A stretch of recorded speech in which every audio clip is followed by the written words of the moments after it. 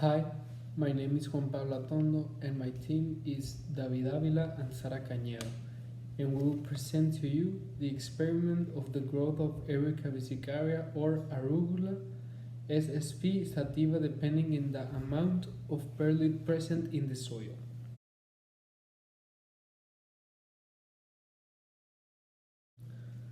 First of all, we all know that a plant needs water, needs sunlight, and needs soil rich in minerals to grow.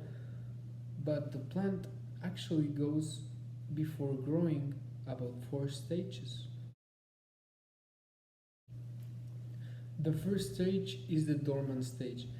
It's a stage where the plant it's like it isn't alive but it isn't dead neither. So it's just inactive. The second stage is germination. This is the stage where the plant absorbs water and moisture from the soil, which then causes the seed to decompose.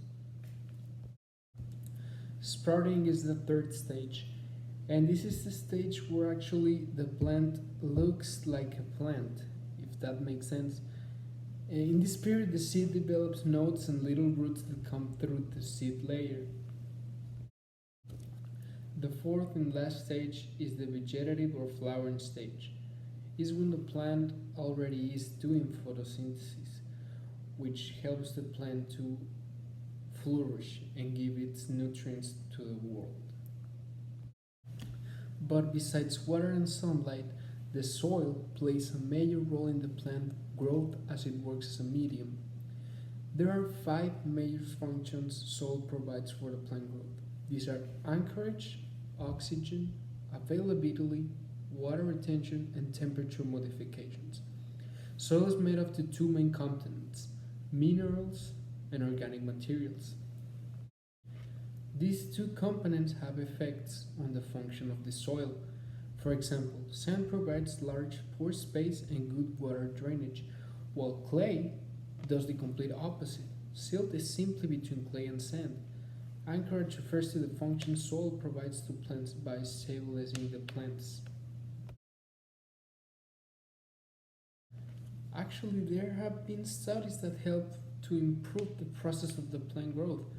A study is being made right now by the Advancing Science Serving Society.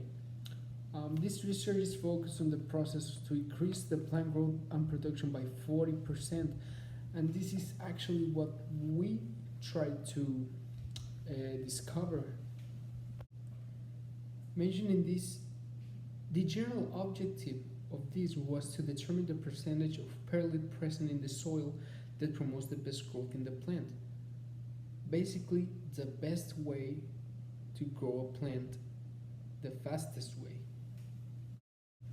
The specific objectives were to research the effect of perlite in plant growth and their properties, to obtain the seeds and the necessary soil and perlite for the experiment, to germinate the seeds in each soil with varying amounts of perlite and keep them all in similar conditions while watering them at the same rate, to assess the growth of each plant and compare it to the control group, and to determine the most effective soil that promotes the best growth at the end of the study.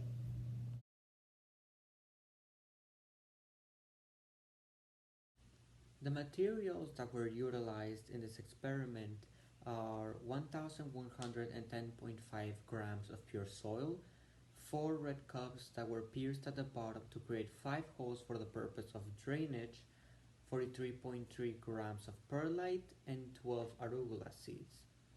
The experiment started on March 25th at 6 p.m. At 5 p.m., the mixture of soil and perlite for each cup was prepared and put into their own respective cups. The perlite was washed beforehand so that everything remains clean and so the root systems of the new seeds that will grow aren't negatively affected.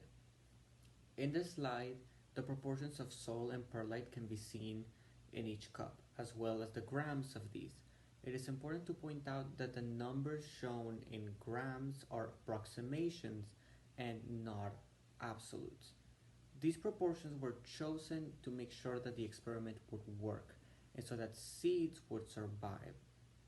For example, seeds can grow without the presence of perlite, but an excess of perlite around more than 50% can actually begin to cause problems since the roots need soil to attach to, not perlite, since perlite takes too much space from soil and roots cannot attach to perlite correctly the way that roots can attach to soil and take nutrients from the soil.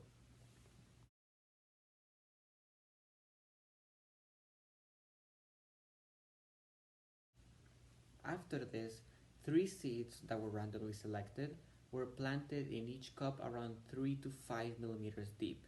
It is of great importance to not plant arugula seeds or most seeds deeper than that, since planting them too deep can cause the seeds to not have enough energy to emerge out of the soil and to get access to the sun and to finally begin the process of photosynthesis. Uh, Three seeds needed to be planted to ensure that at least one seed would grow enough to pierce the soil. This is because seeds often don't have a 100% germination rate, so planting various seeds is always recommended. Uh, Finally, all cups were minimally watered to ensure moisture but not sogginess. The seeds were put in a position where they would get direct sunlight for a few hours in the day and bright indirect sunlight for the rest of the day.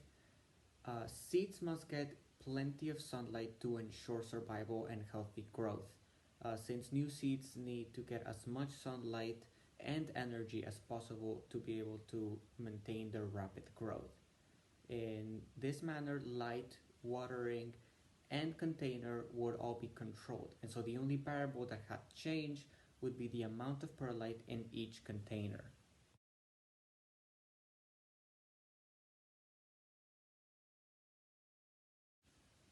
For the next week, the seeds would be watered various times a day, every day, to maintain the soil moist but not soggy, and the cups would not be moved at all to ensure similar light conditions and general living conditions. Soggy soil can be harmful for the growth of seeds, so that is the main reason that it is avoided throughout the experiment.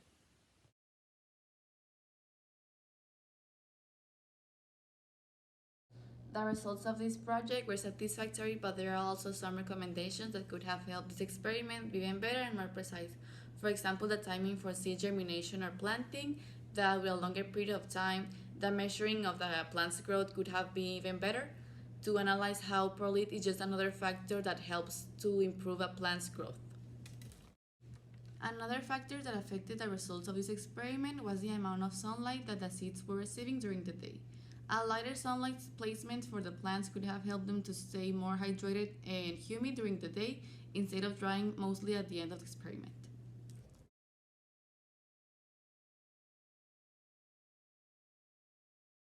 This experiment and research helped to identify the optimal amount of perlite for the arugula plant, but also take in consideration other factors that affect a plant's growth. The results can be interpreted as that the most optimal amount of perlite in this experiment was the example of cup C, with approximations and not absolutes, with half a cup of perlite and half a cup of soil. The measure of C1 with 7.5 centimeters was 5.316 centimeters above the average, representing a 26.71% of the growth within the plants. On the other hand, there was CD1 that was in the cup with no perlite at all, that took the second place as the most grown plant from all 12. The results of this experiment, mostly the example of seed D1 and C1, help to understand how soil components like perlite are just a variable that helps to promote a plant's growth.